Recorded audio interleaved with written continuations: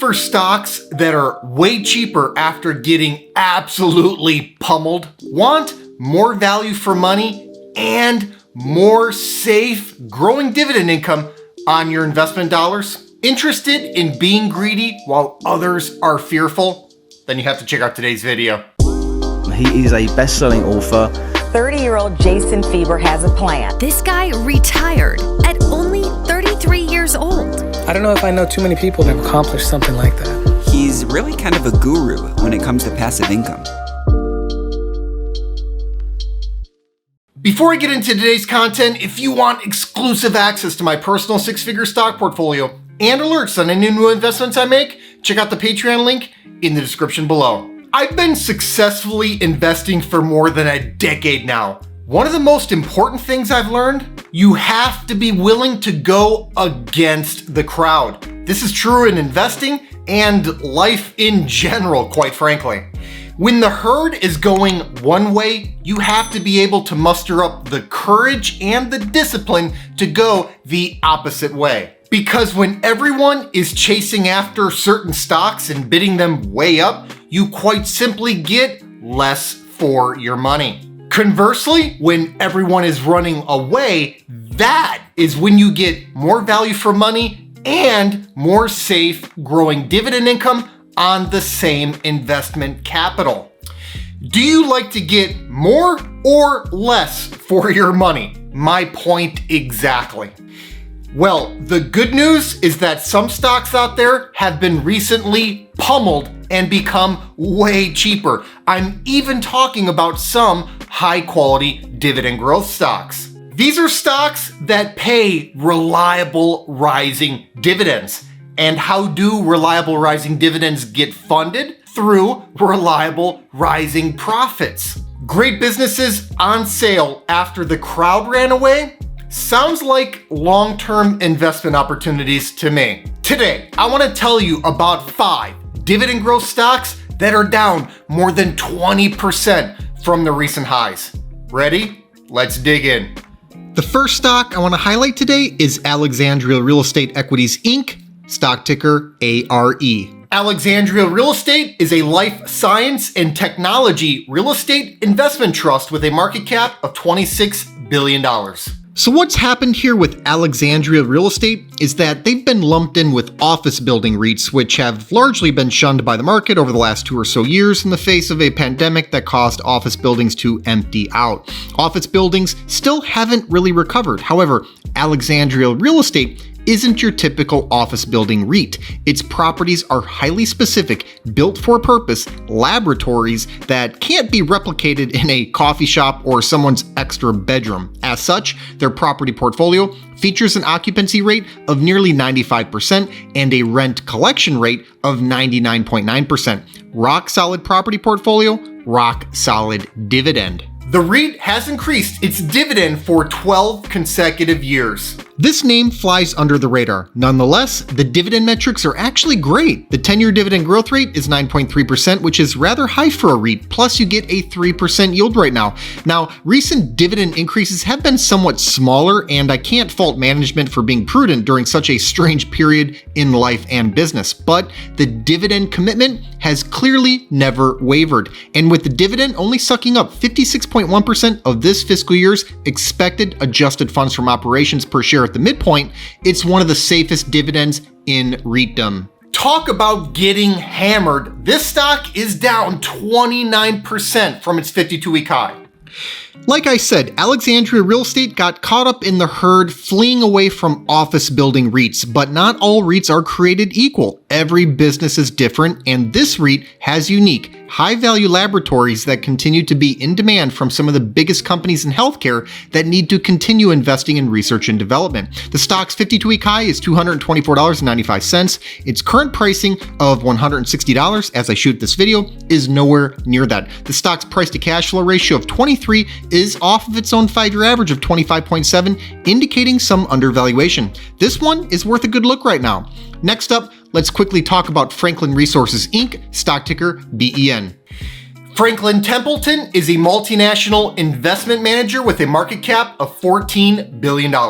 The asset management business model is fantastic. If you run it correctly, you basically cannot lose. That's because your fee base, the global assets that you're managing, are in a rising tide lifting all boats. High quality global assets are typically rising over the long run, which increases your fee base, which in turn increases the fees you can earn. This is why Franklin Resources has a great track record for paying out a safe, growing dividend. The investment manager has increased its dividend for 42 consecutive years. Yep, this is a dividend aristocrat. It's been increasing its dividend for longer than I've even been alive for, and I'm no longer some young spring chicken over here. The 10-year dividend growth rate is 12.9%, which is impressive, but more recent dividend increases have been in the low single-digit range. That said, the yield is 4.2%, so this stock basically has utility-like yield and dividend growth metrics, which is right in the wheelhouse of income-oriented dividend growth investors. And with the payout ratio sitting at 31.2%, we've got a healthy dividend here. This stock has been creamed, down 28% from its 52-week high, and it didn't even look all that expensive before the drop. What's happened here is that a cheap stock got even cheaper, and that happens. Just because a stock looks cheap from every single angle, that's not to say it won't go down. There's no rule against cheap getting cheaper, but if you like a stock at one price, all else equal, you should like it even more when it's priced much lower. Indeed, the 52-week high for this one is $38.27. The stock is now hovering around $28. Most basic valuation metrics are now in deep discount territory. The price-earnings ratio is 8.2. Yes, 8.2. Even for a stock that's typically pretty cheap, that is ludicrously low. Its 5-year average PE ratio is 14.8. Most basic valuation metrics are nearly half of their respective recent historical averages. Franklin Resources is worth consideration, if not capital right now. The third stock I want to bring to your attention today is Evercore Inc., stock ticker EVR. Evercore is an investment banking advisory firm with a market cap of $4 billion. Another financial firm here. Is that a surprise? The financial industry is littered with great businesses making money in the most obvious place to make money, money itself. Since it's in the advisory space, Evercore makes money whether assets are going up or down. And I must say, Evercore has been growing like a weed. That's true for the business, and it's also true for the dividend. The advisory firm has increased its dividend for 16 consecutive years. Their 10-year dividend growth rate is 13.6%. Good stuff. Plus, the stock yields 2.9%. Even better. If every stock I ever bought gave me a 3% yield and double-digit long-term dividend growth, I'd be a pretty happy camper. Oh, and we've got a super low payout ratio of only 17.2%. That means this dividend is likely headed for, yep, you guessed it, more double-digit growth. With the stock down 39% from its 52-week high, it's time to take a look.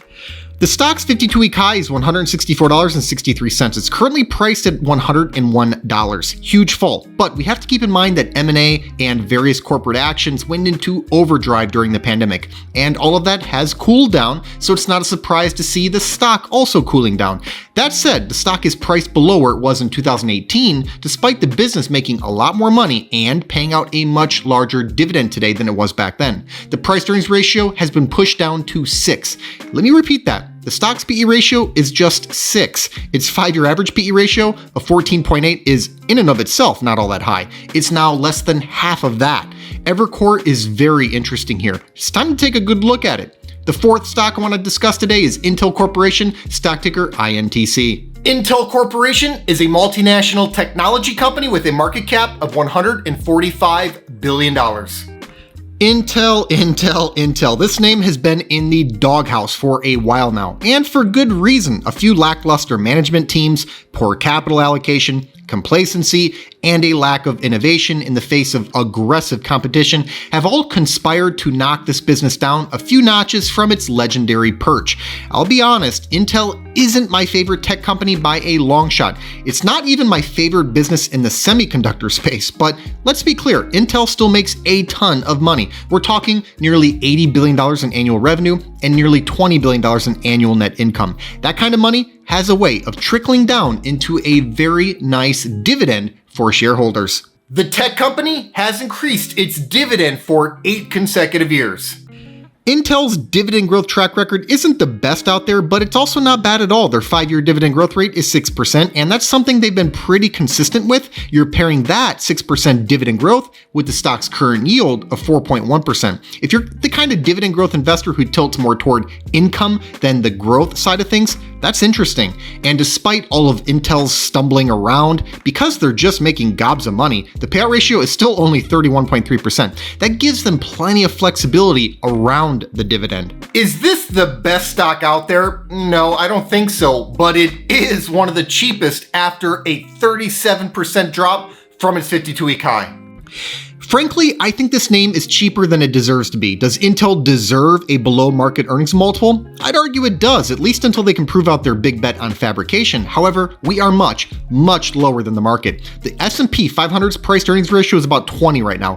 Intel's 5-year average price earnings ratio is 13.1. Okay, but get this, Intel's current PE ratio right now is 7.6. We're not looking at simply a below market earnings multiple here. We have an earnings multiple that is almost 1/3 that of the market. Intel's 52-week high is $56.28, and the stock didn't look buyable up there, but with the stock priced at slightly over $35 here, it sure looks a lot more buyable now, especially with the company set to benefit in a major way from the CHIPS Act. Intel is worth a close look.